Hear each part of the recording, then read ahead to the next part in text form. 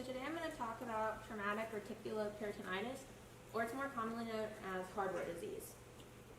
It's a great topic, by the way. So what it is it's the ingestion of a metal object that can settle in the reticulum, and it either irritates or penetrates the lining and can lead to infections in the abdominal or thoracic cavity. And some examples of the metal objects are like nails or wire, and the species that are affected include ruminants, and it's primarily dairy cows.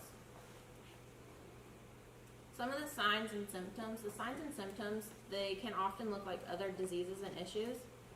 They vary drastically depending on the severity of hardware disease, but some of the common signs between, no matter the severity, are loss of appetite, moaning or groaning when lying down or putting pressure on the sternum, an arched back with a distended abdomen, and they're not very active, as well as a decrease in production, and in dairy cattle that would be a decrease in milk production. In more severe cases, the brisket area, it can become enlarged due to the excessive fluid, and inflammation will appear. And just some more signs and symptoms for minor cases, it will have the irritation of the reticulum, a possible infection, as well as peritonitis, which is just the inflammation of the membrane that lines the abdominal organs. And then for severe cases, that's where the hardware will actually penetrate through the reticulum, and it can cause the potential harm to the surrounding organs.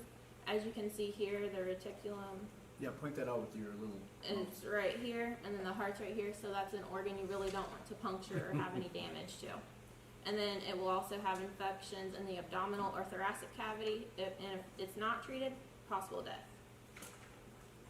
So for the diagnosis, it can be really difficult to properly diagnose hardware disease.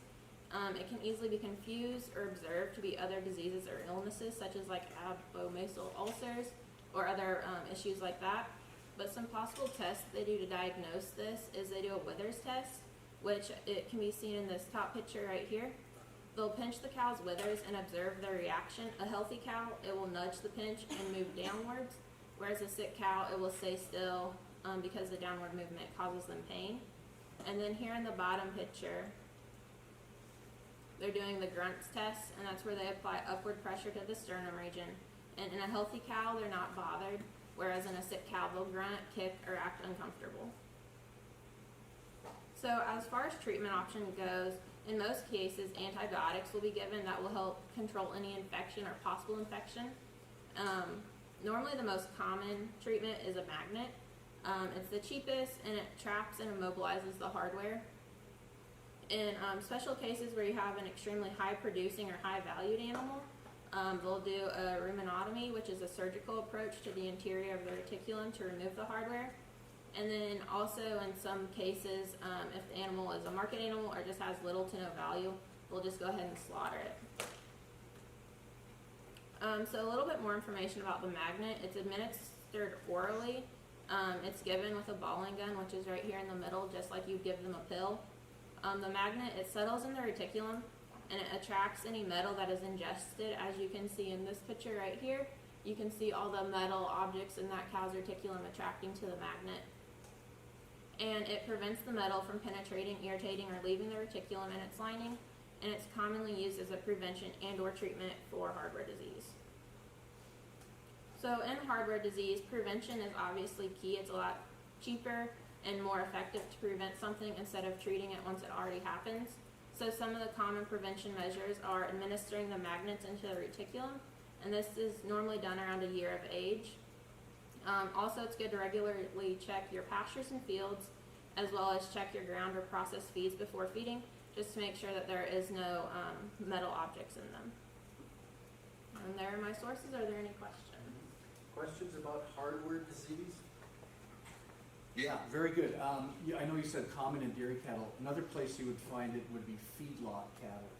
Because what happens in feedlots, everything is mixed by the ton. You know, it's not like feeding a dog. It's a bucket of this and a bucket of this into this big mixer. And then another thing about cattle, and it's one thing that is a problem, they tend to like get that tongue out and get a whole bunch of feed in and then swallow it and not chew it. Because you know, you'd say, why wouldn't they feel it or something? They go like this, sweep it in, swallow it, because they're going to regurgitate it later and chew their cud, right?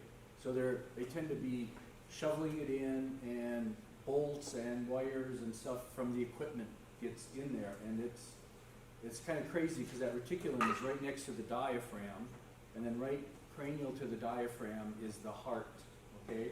So you can get little pieces sticking through the reticular wall, and then you get leakage in the abdominal cavity and set up peritonitis. But if it's a big wire, it could go all the way to the thoracic cavity, like you said, and cause an infection there, or actually literally poke the heart. And very hard to diagnose. It's interesting, the pressure test, the grunt test, and what was the other test? Sternum? The No. Withers test. The Withers test, yeah. Yeah, so it's kind of good. It's neat to know what a normal cow reacts, and then what a cow that's got probably a severe case of hardware disease. If it's got some hardware in there and it's not really causing problems, they would pass the test just like a normal animal. Very interesting. Out west, there's a lot of that stuff. Put that ball in. How many have used a balling gun on a cow? Anybody in this room? I have, and Noah, that's it, and another person? Okay, great. Yeah, it's not for the faint of heart either, because you gotta get that thing way down in there before you. Okay, thank you. Excellent, excellent topic. I like these cow topics.